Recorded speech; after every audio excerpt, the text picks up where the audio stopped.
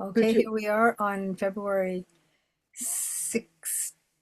2026, mixed bag story swap at Belmont Village. Beverly Schwartz. could you please spotlight me, please? Thank Yeah, you. you are spotlighted. Oh, you can see me. I can't see me. That's why I'm asking. No, Okay. no, you are spotlighted. Okay. I can't see anything, but now I am. Thank you. Okay. It was during COVID. I was living with three cats and no one else. They see me coming and say, "Run, here she comes again." Now, I wasn't feeling good, and I had called my doctor, and he said, "Well, we're only doing calls. I'll call you tomorrow at 4 o'clock." I said, "Great."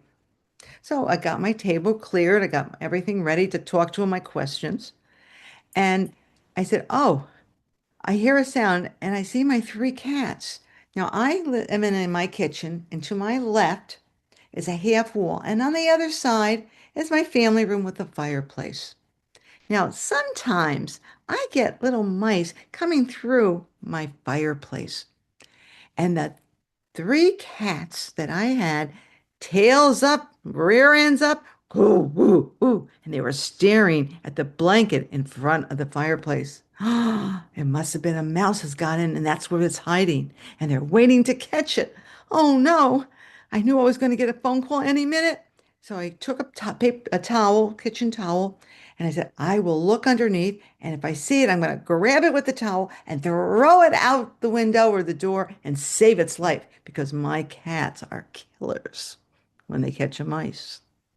Well, I went in front of the three cats and I picked it up to see and I went, oh, a mouse! And I went to grab it and it flew up in the air. And then it flew to the wall where there was a big TV against the wall and ran behind it with my cats flying after it. One cat on one side of the cabinet, one side on the other, and one in the middle, tails wagging, tails up, waiting to get that mouse.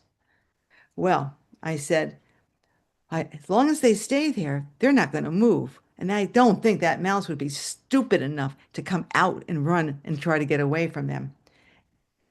Well, all of a sudden, the phone rings. I said, I better answer the phone. I just left him alone, saying, don't go anywhere, mouse. And I answered the phone. Hello.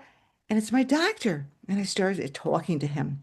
So we talked for a good 5 minutes. And all of a sudden, on my half wall, there goes my male cat, David. And he jumps up, and I look, and he has a mouse in his mouth. Wiggle, wiggle, wiggle, wiggle. And I'm going, oh, I'm trying not to say anything. I'm going, oh my God, he caught the mouse. The mouse was stupid enough to get out. And then he jumps on the table. And what jumps behind him? Two other cats on the half wall going to jump. Now he's on the table. The mouse is in his mouth. And I'm going, drop it, drop it. You're going to hurt the mouse. You're going to kill it. You're going to kill it. You're going to kill it. And he looks at me and he looks at the other two. And my cat drops the mouse. And then the mouse looks at the cat, looks at the other two, and whoop, the mouse lands on my shoulder. Get off me! Get off me! You're hurting me! You're hurting me! I'm saying, get off! Get off! And the mouse jumps off. My cat, David, follows it. The other two cats had jumped now on the table, and the three cats are running after the mouse. I stand up and I start running, and I live in a colonial. So it goes from my kitchen, dining room, entranceway, family room. It's in a circle. So I start chasing them, and we go around once in the circle. And then the second time, as we go in the dining room, and I'm going along, I'm screaming, "Stop! Stop! You're gonna kill! You're gonna kill it! Ah! You're gonna kill! Oh my God!" And then the mouse saw a closet door where the clothes, as you come in, are hung, and skirts underneath the crack. And there are my three cats. Boom! Their heads hit it, their tails go up, and now they're waiting for the mouse to come out of the closet. All of a sudden, Beverly, are you okay? Somebody trying to kill you? Should I call the police? Should I call 911? Do you need help? Oh, I had forgotten that I was on the phone with my doctor. Oh my God. Hello, doctor, doctor. I'm here. I'm okay. Is somebody trying to kill you? Should I call 911? And I start laughing. I go, no, no, we're just chasing a mouse in my house with my cats, and I forgot we were with you, and I was trying to have my cat stop, from killing this poor mouse. And he goes, Beverly, you're okay. I said, yes. I said, I'll talk to you later. And he hung up on me. I said, oh my God. What am I going to say to my doctor when I next talk to him or see him? I was so embarrassed. And it was one of my favorite doctors. He might not never want to see me again. Well, I put some cloth underneath the crack and I yelled at my cats and I put them in the basement. I said, bad, bad kitties.